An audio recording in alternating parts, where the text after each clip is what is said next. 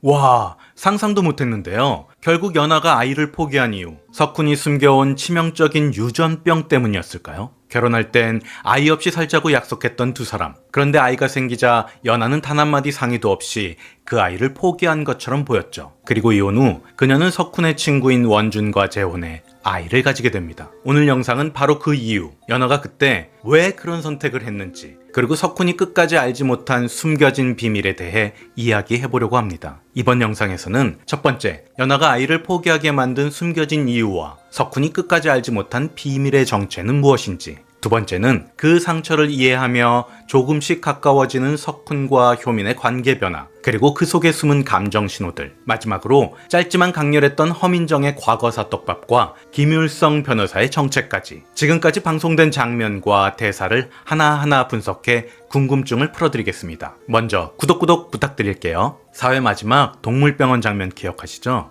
대단히 충격적이었습니다. 연하와 공동 육아 중인 반려견 해쉬의 응급 상황으로 병원에 간 석훈은 그곳에서 고등학교 시절의 친구이자 지금은 전 아내의 남편이 된 원준과 마주합니다. 짧고 날카로운 말싸움이 오가던 그 순간 병원 문이 열리고 연하가 들어옵니다. 그리고 그 뱃속에는 새 생명이 있었습니다. 석훈은 한순간 굳어버렸죠. 결혼 생활 중 아이를 포기했던 그 사람이 다른 남자, 그것도 자신의 친구와 결혼해 아이를 갖고 있었기 때문인데요. 결혼 전에 두 사람은 아이 없이 살자고 합의했던 것처럼 보입니다. 석훈은 그걸 연하의 단순한 가치관이라고 믿었던 것 같아요. 하지만 막상 아이가 생겼을 때 석훈은 예상치 못한 기쁨을 느꼈을 겁니다. 그런데 연하는 단 한마디 상의도 없이 그 아이를 포기했고 석훈에게 그 이유를 끝내 말하지 않았습니다. 머리로는 사람은 이기적이고 엄마도 사람이니까 라며 이해하려 하지만 석훈의 마음 깊은 곳에서는 여전히 상처로 남아 있습니다. 그 상처는 민국이 사건에서 그대로 드러났습니다. 비접촉 사고였음에도 불구하고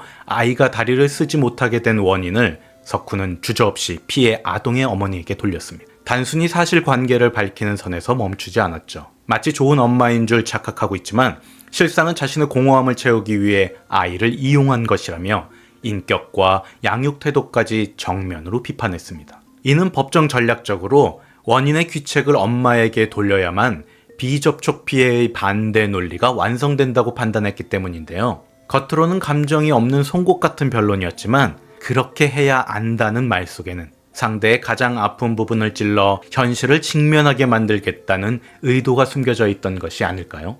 하지만 이 날카로움은 단순한 변론으로만 보이지 않았는데요. 과거 연하가 임신을 하고 또 아이를 포기했던 경험, 그때 느낀 배신감과 허무함이 법정의 한 모퉁이에서 다시 고개를 든 것이죠. 그렇다면 연하는 왜 그랬을까요? 단순히 아이를 원치 않아서일까요? 아니면 석훈이 모르는 더 큰 이유, 어쩌면 석훈에게 치명적인 유전병 같은 것이 있는 건 아닐까요? 석훈은 운전을 하지 않고 있습니다. 늘 택시나 회사 차량, 기사와 함께 이동하는 모습이 나오는데요. 시력, 신경, 심혈관계, 혹은 치명적인 다른 어떤 질병과 같은 여러 가능성이 머릿속을 스칩니다. 아직 많은 것이 드러나지 않아 정확하진 않지만 혹시 석훈에게 유전적으로 문제가 있는 건 아닐까요? 만약 그렇다면 연하는 결혼 전부터 이 사실을 눈치챘을지도 모릅니다. 이 작품의 공식 홈페이지 등장인물 정보에 연하와 원준에 대한 내용이 없는 걸 보면 아마도 이 부분은 아주 중요해서 감춰두고 있는 것 같습니다. 연하가 아이를 포기한 이유는 효민의 남자친구였던 한성찬이 결혼을 주저한 이유, 그리고 효민의 엄마가 쌍둥이 언니를 이모에게 보낸 이유와 같지 않을까요? 어떤가요? 그럴듯하죠. 여러분이라면 사랑하는 사람이 이유도 말해주지 않고 아이를 포기했다면 머리로는 이해하면서도 마음으로 받아들일 수 있을까요? 그 장면을 지켜보던 효민은 재판이 끝나고 조심스럽게 묻습니다. 그렇게 사랑하는 아이를 망쳐놓은 엄마의 아픔을 꼭 그렇게 후벼 파야만 했냐고요. 석훈은 단호하게 대답합니다. 모든 부모가 자신에게 헌신한다고 생각하지 마세요. 엄마도 인간이고 인간은 잔인하리만큼 이기적입니다. 세상에는 엄마가 되고 싶어 하지 않는 사람도 되어서도 안 되는 사람이 있어요. 그 말은 효민에게 묘하게 꽂혔습니다. 왜냐하면 효민 역시 완벽주의적인 엄마 밑에서 자라며 장애가 있는 언니라는 가족사를 부끄러운 흠결로 여기는 시선 속에서 살아왔기 때문입니다. 그날 밤 효민은 탕비실에서 석훈에게 조심스럽게 말했습니다. 아까 법원에서 우리 엄마한테 소리치는 것 같아서요. 근데 이상하게 위로가 되더라고요.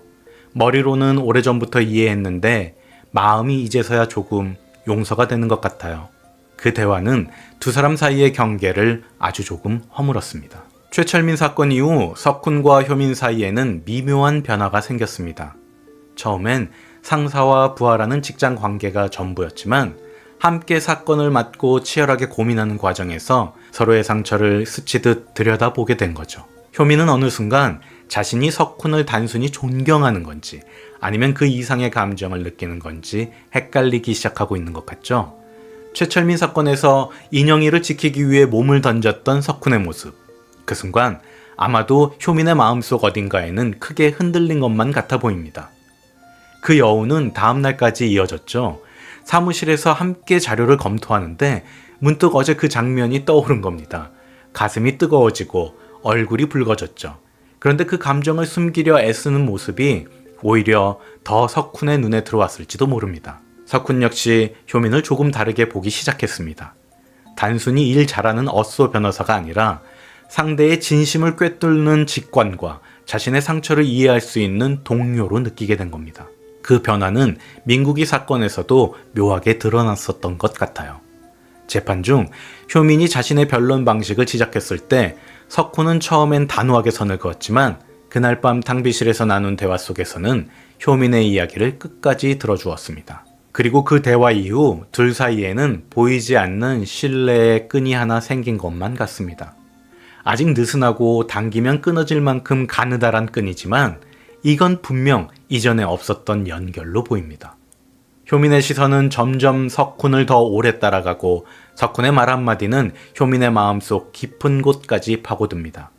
아직은 서로가 그 감정에 이름을 붙이지 못했지만 오해와 그리고 육회에서 그 끈은 더 팽팽해질지도 모르겠습니다. 그리고 그 순간 우리들은 두 사람의 감정이 어디로 향할지 더 이상 눈을 뗄 수 없게 될 것만 같습니다. 율림의 또 다른 변호사 허민정.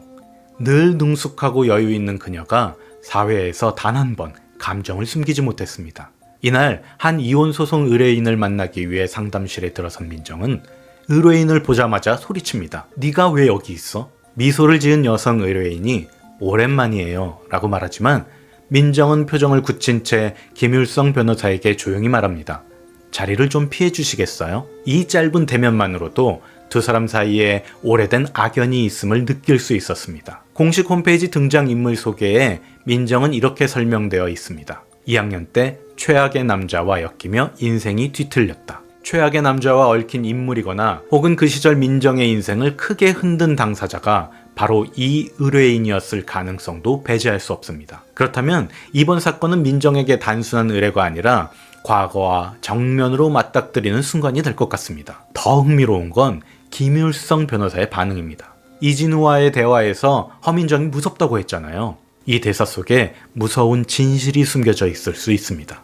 저는 김율성 변호사를 볼 때마다 지금까지는 우습게 그려지고 있지만 반전이 있을지도 모르겠다는 생각이 들더라고요. 구독과 좋아요 그리고 알림 설정은 다음 영상을 제작하는 데 힘이 됩니다. 지금까지 D집 드라마집이었습니다.